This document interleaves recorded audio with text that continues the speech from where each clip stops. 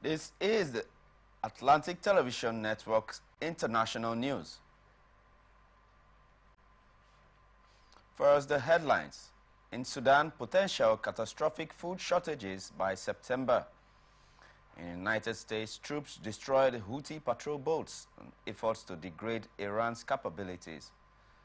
In Malaysia, United States government returns funds and recovered assets linked to scandal. In Ukraine, explosion heard across Kiev following missile warning. And in Sydney, boy accused of committing terrorist acts stabs bishop.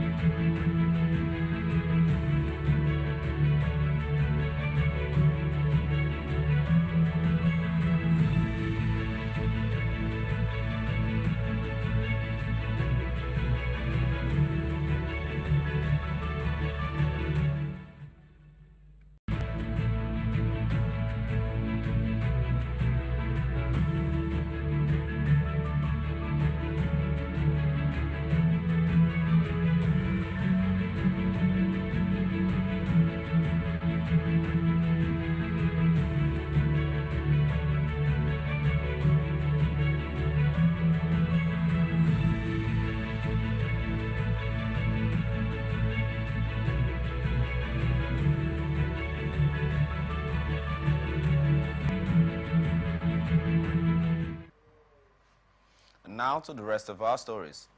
An estimated 756,000 people in Sudan could face catastrophic food shortages by September, according to a preliminary projection used by United Nations agencies and aid groups to determine whether to officially declare a famine.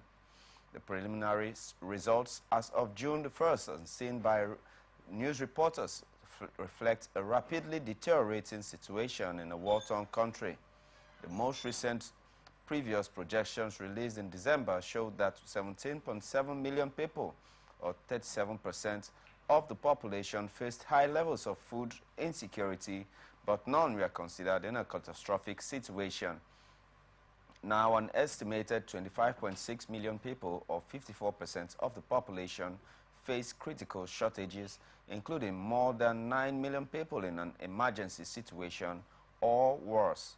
The latest projection is preliminary and could change, and it will require approval by the military-controlled Sudanese government and the United Nations and international agencies. The government has previously denied the country is experiencing famine, and the new analysis was done by the Rome-based Integrated Food Security Phase Classification, IPC, an initiative of the United Nations agencies, regional bodies, and aid groups. The data is expected to be incomplete, and in March, the IPC said the security threats, roadblocks, and telecommunications outages in Sudan were linked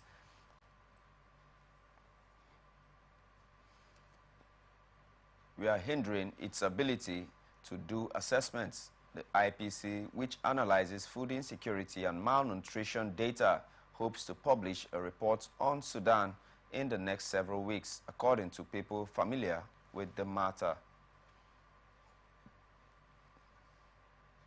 The United Nations Security Council on Thursday demanded a halt to the siege of Al-Fashir, a city of 1.8 million people in Sudan's North Darfur region, by the paramilitary Rapid Support Forces (RSF), and an immediate end to fighting in the area. The 15-member council adopted a British-drafted resolution that also calls for the withdrawal of all fighters who threaten the safety and security of civilians in Al-Fashir, the last big city in the vast western Darfur region not under RSF control. An attack on the city would be catastrophic, Britain's United Nations Ambassador Barbara Woodward told the council. This council has sent a strong signal to the parties to the conflict today. This brutal and unjust conflict needs to end. War erupted in Sudan in April last year between the Sudanese army and the RSF, triggering the world's largest displacement crisis, and the top United Nations officials have named the worsening violence around Al-Fashir that threatens to unleash bloody intercommunal strife throughout Darfur. The British-drafted resolution received 14 votes in favor, while Russia abstained. United States Ambassador to the United Nations Linda Thomas-Greenfield said it was a precarious moment, and the people of Al-Fashir are trapped and they are surrounded by heavily armed RSF, and the food, water, medicine, and other essentials are drying up, she said. The famine is setting in, and the threat of further violence, including a large-scale massacre, looms large. Mexico's president-elect Claudia Sheinbaum said that on Thursday that judges in the country should be elected, echoing her agreement with the controversial judicial reform proposed by outgoing President Andrés Manuel López Obrador. Mexico's peso currency and stock markets have tumbled since the June 2nd landslide victory of the ruling Morena party and its allies in Congress, stoking investor fears, and lawmakers will use the mandate to pass a series of constitutional reforms. Although none of the measures are welcomed by investors, some observers are particularly nervous about proposed changes to Mexico's court system, which would include a popular election of Supreme Court judges. Sheinbaum tried to calm investors' nerves on Thursday, saying that the reforms should be better understood by all, and she would promote an open forum to discuss them. My opinion is that the judges should be elected, and she said in a press conference, but it is also important that the reform is understood. She asserted that the investments in Mexico would continue, and Mexico's economy is healthy, it's strong, and there is nothing to worry about. Sheinbaum attributed the soundness of Mexico's economy to her predecessor and mentor, López Obrador, promising that the economic model he pursued would continue. Neoliberalism is not going to return to our country, she said. Sheinbaum's comment did not provoke an immediate reaction from the peso, which maintained gains around 1.6% against the dollar on Thursday after logging sharp losses in the last two sections. Heavy rains lashed much of Chile on Thursday, damaging homes, flooding roads, knocking out power, and causing mudslides that have swept through residential areas. Storms have drenched the center and south of Chile throughout the week, displacing people and closing schools. More than 2,000 homes have been damaged and 60,000 have lost power. Heavy winds caused a large tree to fall on a tractor, killing one person on late Wednesday. Authorities have declared a disaster zone across the large stretch of the country, including the capital, Santiago, and 7 other provinces, in particular hard-hit Biobío region south of Santiago, and landslides crushed dozens of homes that had been evacuated hours earlier. In del Mar, a coastal resort city popular among tourists, floodings forced the evacuation of some 150 people after causing a trail of destruction in the south. The frontal system, a meteorological phenomenon that combines warm and cold masses of air that result in heavy precipitation, moved to Santiago. The city is resisting, but we call for responsibility, said the Metropolitan Region's Governor Claudio Omego, urging residents to stay indoors. As a preventive measure, the Education Ministry ordered the suspension of classes in 7 of Chile's 16 regions, including the capital, for the rest of the week. Chile has some 84,000 kilometers of coastline, more than 1,250 rivers, and rugged topography, with no more than 20% of its area being flat terrain, leaving it vulnerable to natural disasters and hindering rescue efforts. A Texas man was charged on Thursday with threatening to jail or slaughter an FBI agent over a criminal case against President Joe Biden's son, Hunter Biden. Federal prosecutors have said Timothy Mueller, 43, was charged in a criminal complaint with making threatening communications across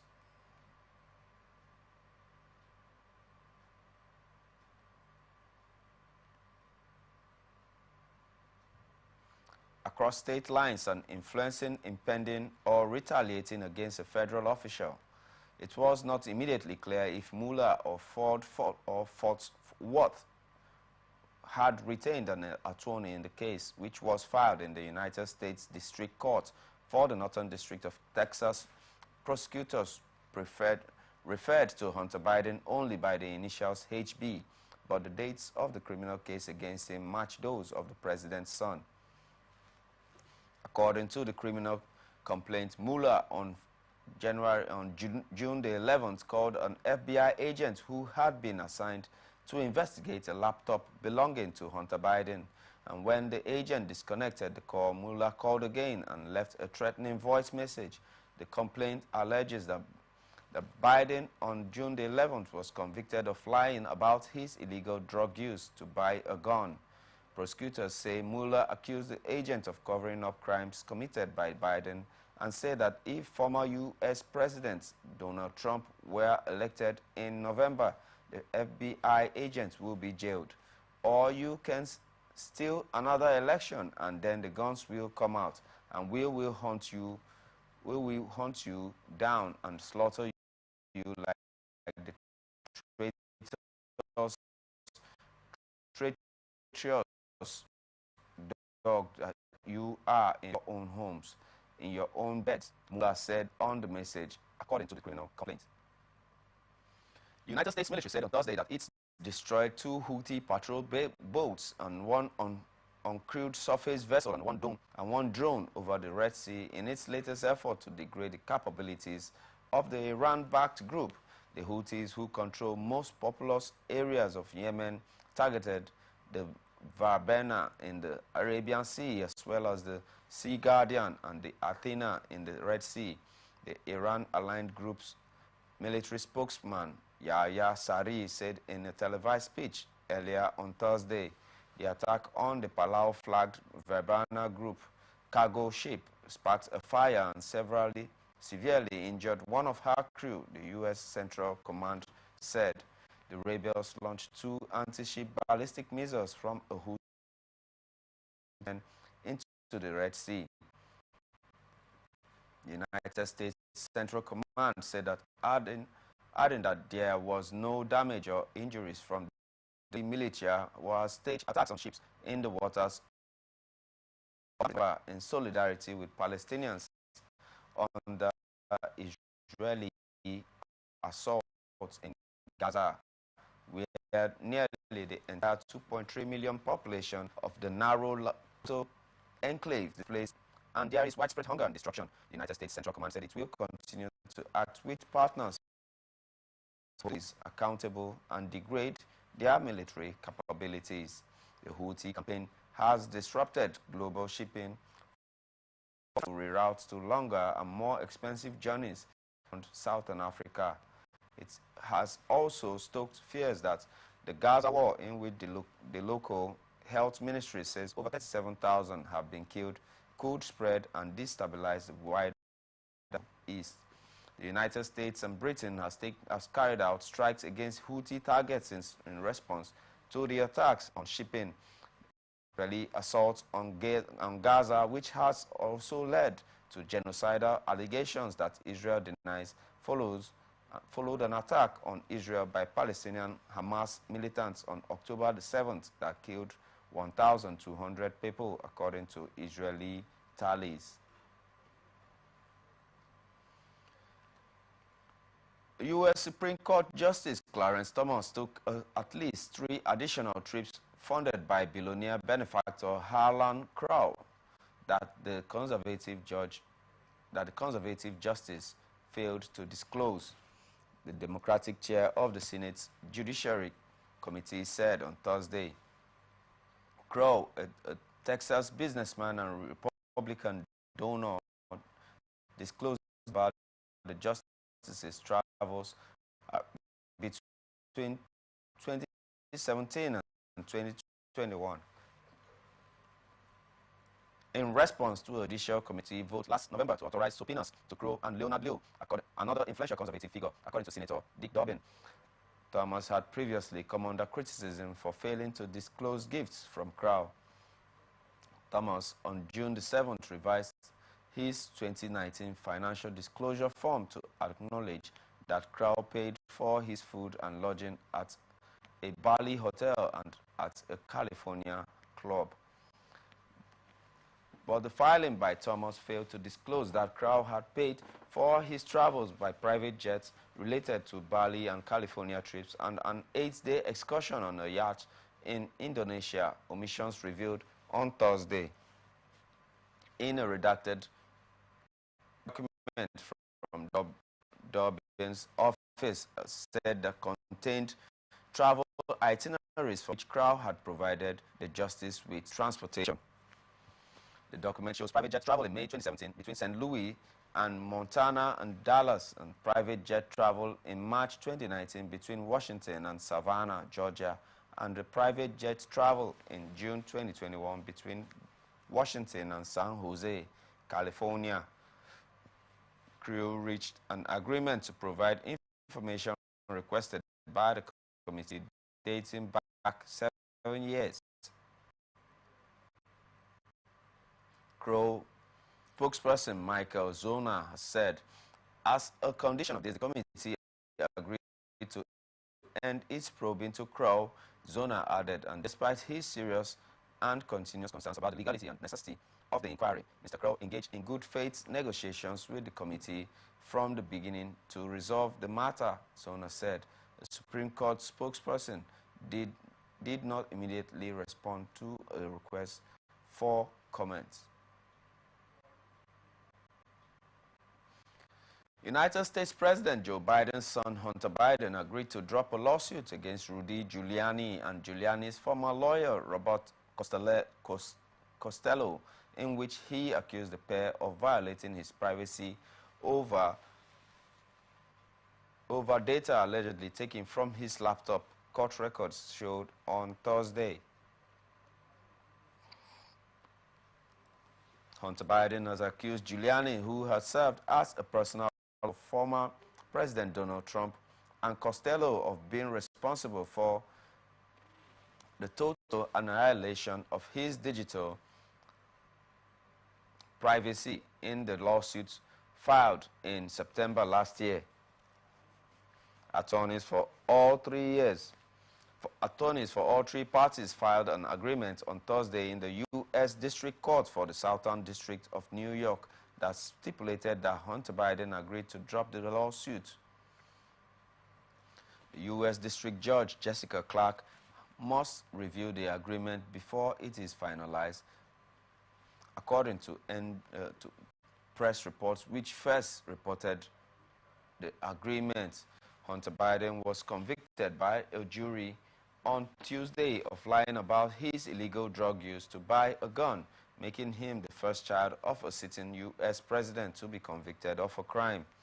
Giuliani, a former New York mayor, filed for bankruptcy late last year after he was ordered to pay $148 million to the former Georgia election workers he falsely accused of fraud following Trump's 2020 presidential election loss.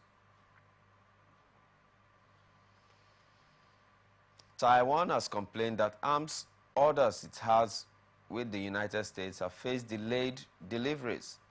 Just like all manufacturing, production of U.S. arms and other military equipment were severely affected during the pandemic by supply chain problems.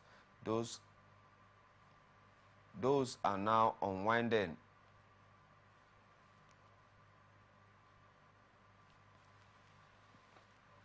Cake said.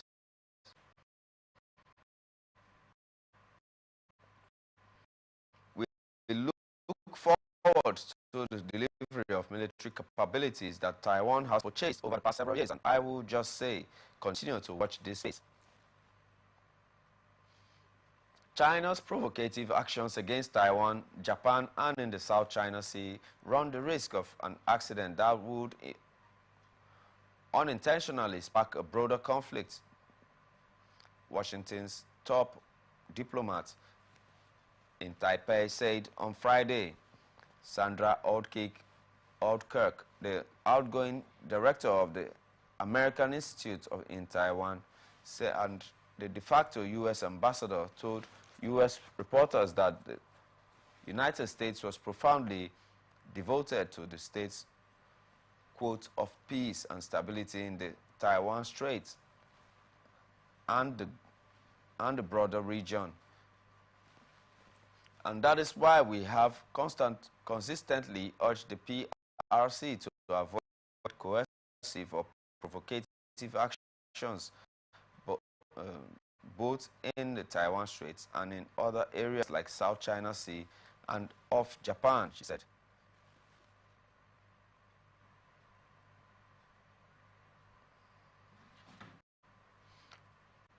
Because provocative actions are almost by definition dangerous. They run the risk of a miscalculation or an accident that could spark a broader conflict. The United Nations is Taiwan's most important international supporter and armed supporter despite the lack of formal Chinese-claimed island.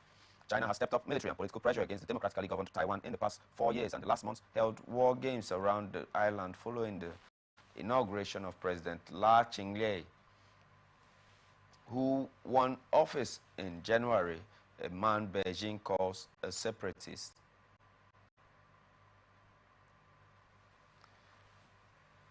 China skipping a weekend on summit on a peace plan for Ukraine has been lobbying governments for an alternative plan.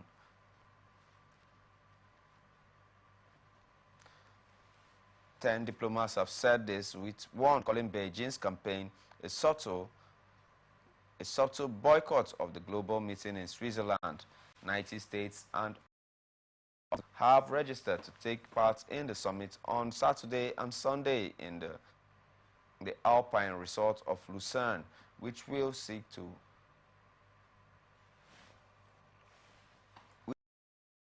support for Ukrainian President Volodymyr Zelensky's peace proposals, including the full withdrawal of Russian troops from Ukraine. Moscow, which was not invited to Lucerne, has dismissed the meeting as futile. China,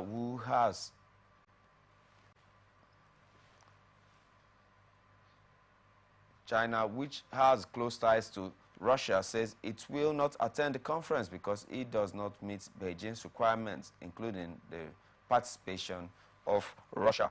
China and Russia proclaimed a no-limits partnership just days before President Vladimir Putin ordered the invasion of Ukraine. Smaller of Ukraine's smaller neighbor, of Russia's smaller neighbor in February 2022. Beijing said it is neutral to the conflict and has not supplied Moscow with weapons or ammunition. Moscow, which was not invited to Lausanne, has dismissed the meeting as futile. China, which has close ties to Russia, says that it will not attend the conference because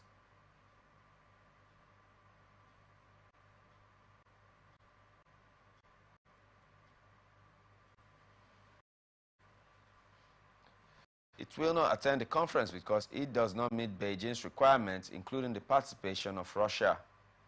China and Russia proclaimed a no-limits partnership just days before President Vladimir Putin ordered the invasion of Russia's smaller neighbor in February 2022. Beijing said it is neutral in the conflict and has not supplied Moscow with weapons or ammunition. A possible impending visit by Russian President Vladimir Putin to North Korea would deepen military ties between the two countries in violation of United Nations Security Council resolutions. Officials of South Korea and the United States warned on Friday. South Korea's Vice Foreign Minister Kim Hong-kyu, in an emergency phone call with United States Deputy Secretary of State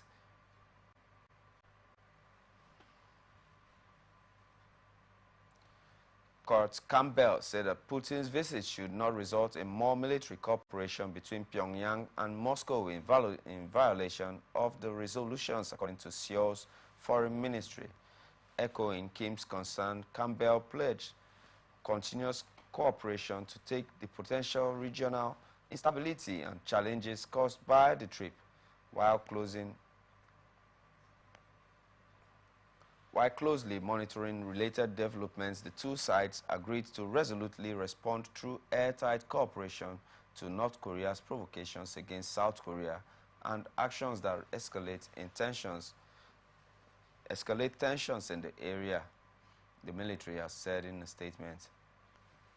On Wednesday, a senior official at Seoul's presidential office said that Putin was expected to visit North Korea in the coming days.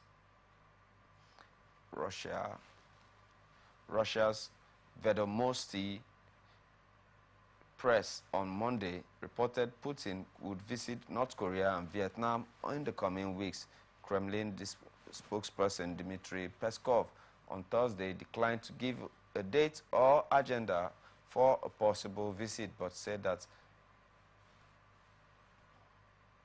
Russia's right to develop closer ties with North Korea should not be in doubt or a source of fear for anyone. North Korea's population Vice Minister Kim Son-gyun issued a statement that via state media accusing Washington of staging a serious political provocation aimed at tarnishing North Korea's image by holding a United Nations security meeting on its human rights violations this week.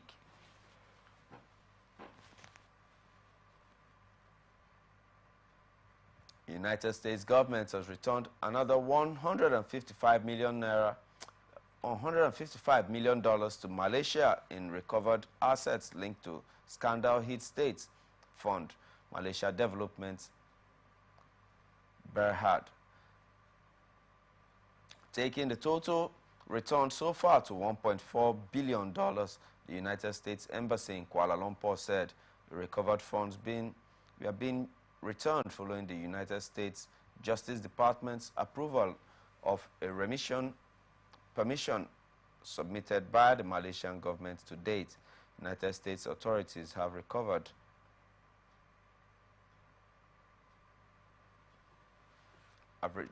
and returned about $1.4 billion in funds misappropriated from 1MDB to Malaysia, the United States Embassy said in a statement issued late on Thursday. The extraordinary sum of money is going back to the people of Malaysia. where it belongs and where it can finally be used for its original intended purpose to better the lives of everyday Malaysians. United States Ambassador Edgar D.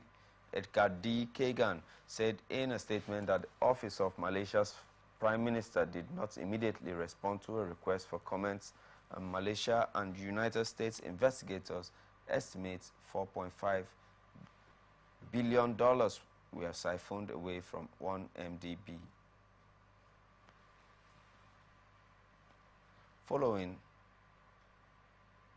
Following its inception in 2019, implicating former Prime Minister Najib Razak, Goldman Sachs staff and high-level Sachs's staff and high-level officials elsewhere.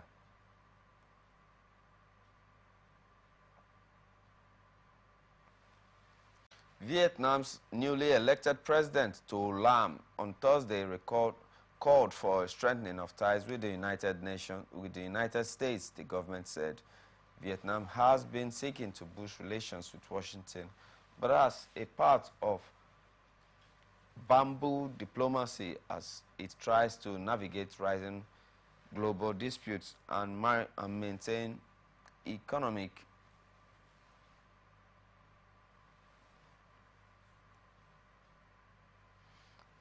growth. In a meeting on Thursday with the United States Ambassador to Hanoi, Mark Napa, Lam said that the two countries should gradually expand the cooperation in defense and security. The government said in a statement that Lam, who was elected state president 3 weeks ago, said Vietnam and the United States should also boost cooperation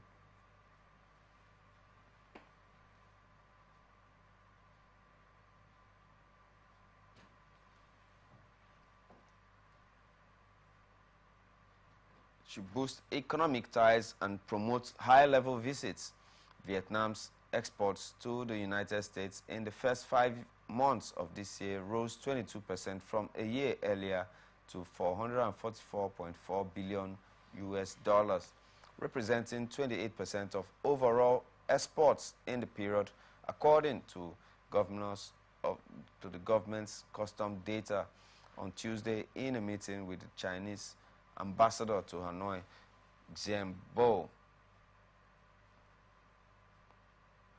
Lam said it was important that South China Sea maritime disputes between the two countries were managed well and each other's interests were respected.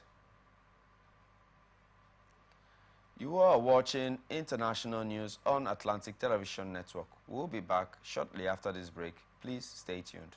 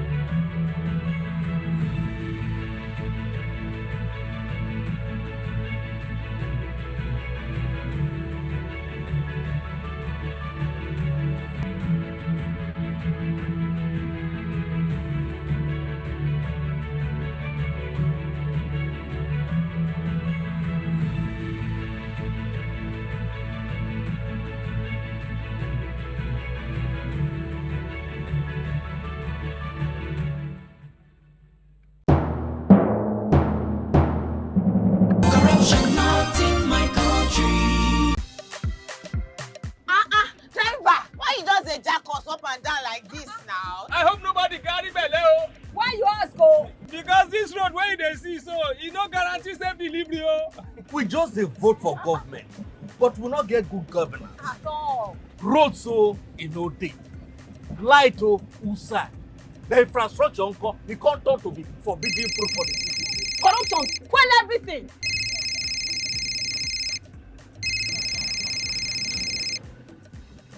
Hello? Hello, madam. Good afternoon. Good afternoon. My name is Mrs. Ayeni.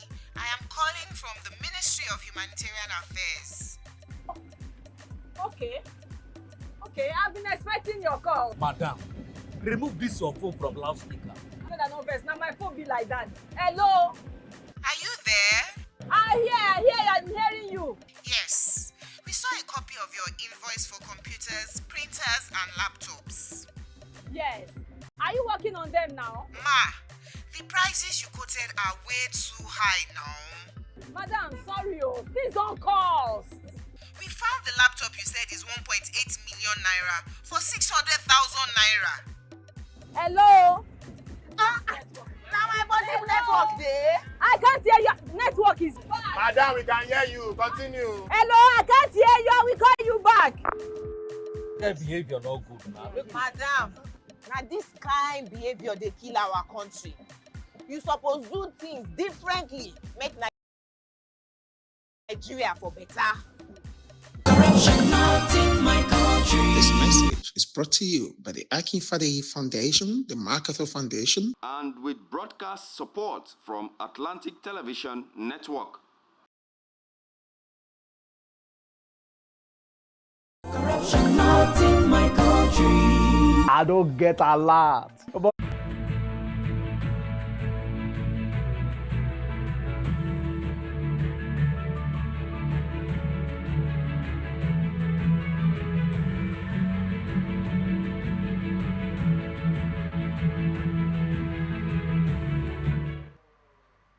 Welcome back to International News on Atlantic Television Network. And now to the rest of our stories. The bodies of 45 Indians who died in a fire in a labor housing facility in Kuwait were flown to India on Friday as bereaved relatives and experts urged New Delhi to do more to protect the lives of those who work abroad and send remittances home. An electrical short circuit is likely to have caused the Wednesday's fire in the housing facility in Mangaf, a coastal city south of the capital, Kuwait City. The Indian workers were amongst the 49 people who perished. A further 33 are being treated in hospitals. Television showed bereaved families waiting at the airport to receive the bodies of their loved ones. On arrival, the coffins were placed with photographs of the deceased on separate tables in the cargo complex of the airport. Families, friends, ministers, and officials paid homage, while police gave them a guard of honor. 23 of the 45 were from the southern Indian state of Kerala, and its chief minister, Pinarayi Vijayan, called the accident a national tragedy. This is the biggest tragedy involving migrants. We consider the migrants as our lifeline. It is a big loss to the state, he told reporters. Millions of foreign workers make up the majority of the labor force in Kuwait and some of its Gulf neighbors, and often live ordered one citizen and a number of residents to be remanded in custody over accusations of manslaughter due to the safety negligence at the building. At least 6 people have been killed this week and around 2,000 tourists stranded in the Indian Himalayan state of Sikkim in landslides and floods after incessant rainfall, officials said on Friday. Another 4 people have been killed in Nepal's Taplejung district, which borders Sikkim, after multiple snapping connections to the district, said Hemkumar Chetri, the district magistrate of Mangam.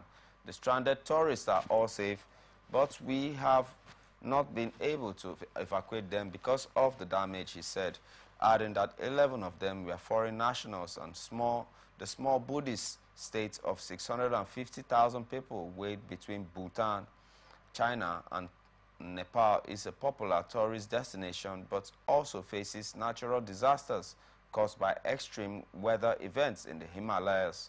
At least 179 people died last year in Sikkim when a Himalayan glacial lake outburst triggered floods. Personnel and machinery have been deployed to fix the road, Chetri said, adding that the damage was extensive and repair will take some time. About 50 houses have been partly or fully damaged by the rains, and people have been taken to a relief camp, while eastern parts of Nepal have been lashed by heavy rains. The Himalayan country's western areas are facing one of the hottest seasons, the weather officials have said. Hezbollah said that it had launched rockets and weaponized drones at 9 Israeli military sites in a coordinated attack on Thursday, ramping up hostilities on Lebanon's southern border for the second consecutive day. The attacks were carried out in retaliation for an Israeli strike on Tuesday that killed a senior Hezbollah field commander. A security source told Lebanon it was the largest attack waged by Hezbollah since October. The group started exchanging fire with Israel in parallel with the Gaza war. With her left leg amputated, Palestinian Shahid al-Kotati uses a walker to get around. In the earlier hours of Friday, a strike on a building east of the port city of Tyre left one civilian woman dead and more than a dozen wounded, many of them children, according to two Lebanese security sources. Asked about the incident, the Israeli military said it was looking into it.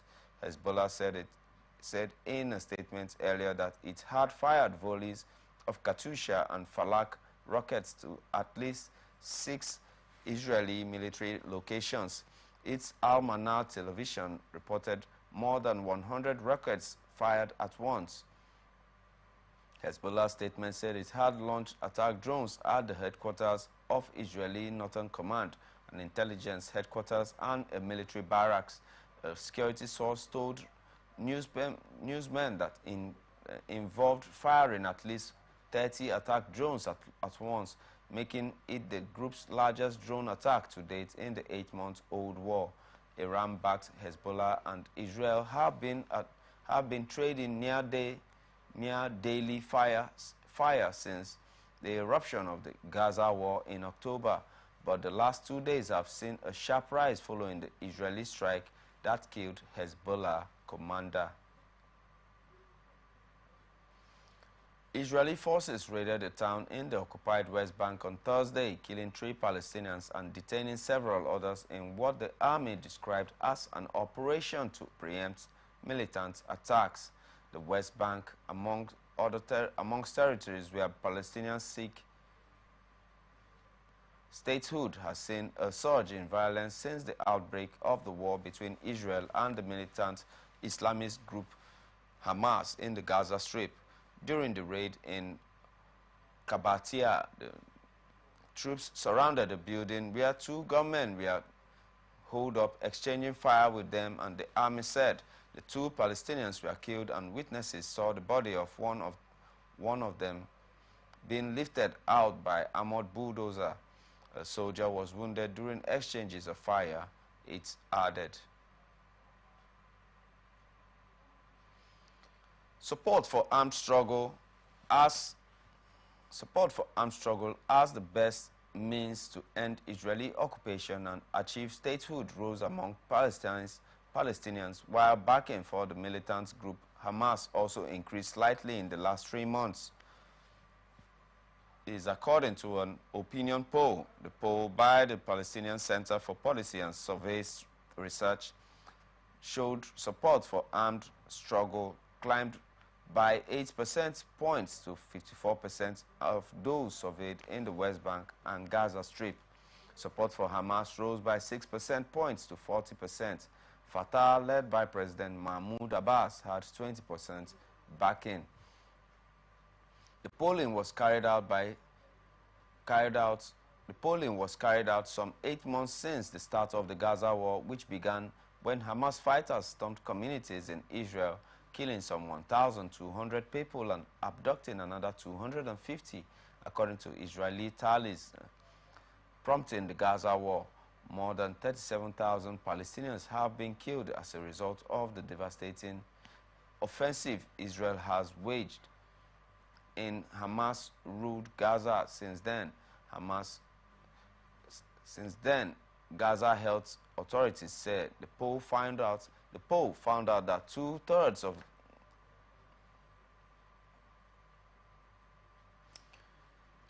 thought that the October 7th attack was a correct decision and a 4 percentage point drop from the previous poll. The decrease came from Gaza, where 57% of respondents said that the decision was correct, down from 71% in March. It showed that about 80% of Palestinians in Gaza had lost a relative or had a relative that had been injured in the war. Walid Ladadwer, head of the Survey Research Unit at PSR, said that the increase in support for Hamas and armed action, while not significant compared to the previous poll, was a reaction to Israel's destruction and killing in Gaza. He also said that the poll reflected dissatisfaction with the Ramallah-based Palestinian Authority led by Abbas, who has long sought to negotiate the creation of a Palestinian state alongside Israel and rejects armed struggle. The peace process, which Palestinians hoped would yield a state in the Gaza Strip and the West Bank with East Jerusalem as its capital, territory seized by Israel in 1967 Middle East war, has been moribund for years, while Israel has expanded settlements in the West Bank and opposes Palestinian statehood. Abbas and the Islamic Hamas have long been at odds over strategy, with Hamas viewing as a failure his approach of trying to negotiate a Palestinian state alongside Israel and advocating armed struggle. This war, like previous ones, had radicalization effects on both sides, said Ghassan Khatib, a lecturer at Bizaid University in the Israeli-occupied West Bank. More than 60% supported the Palestinian Authority's dissolution, the poll found, and 89% wants Abbas to resign, up from 84% 3 months ago.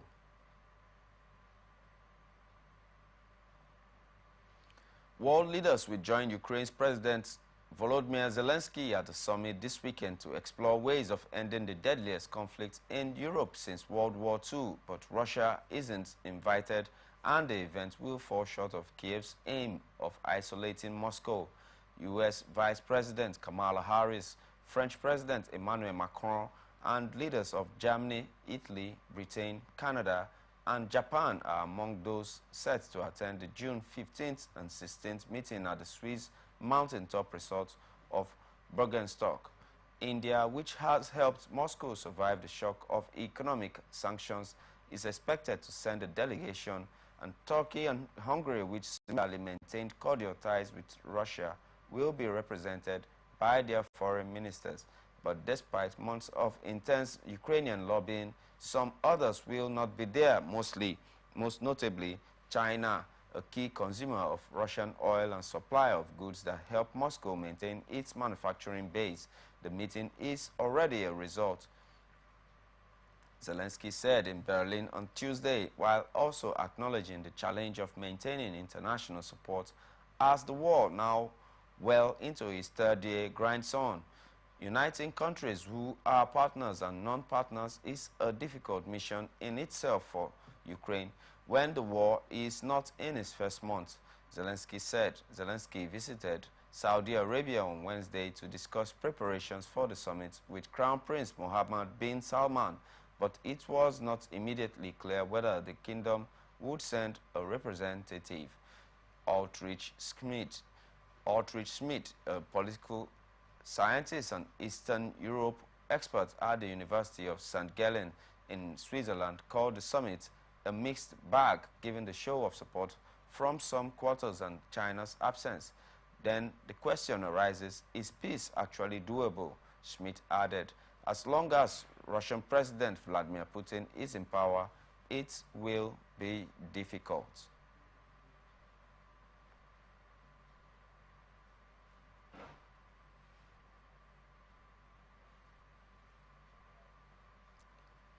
And that's the international news for today. Before we go, another look at the major stories.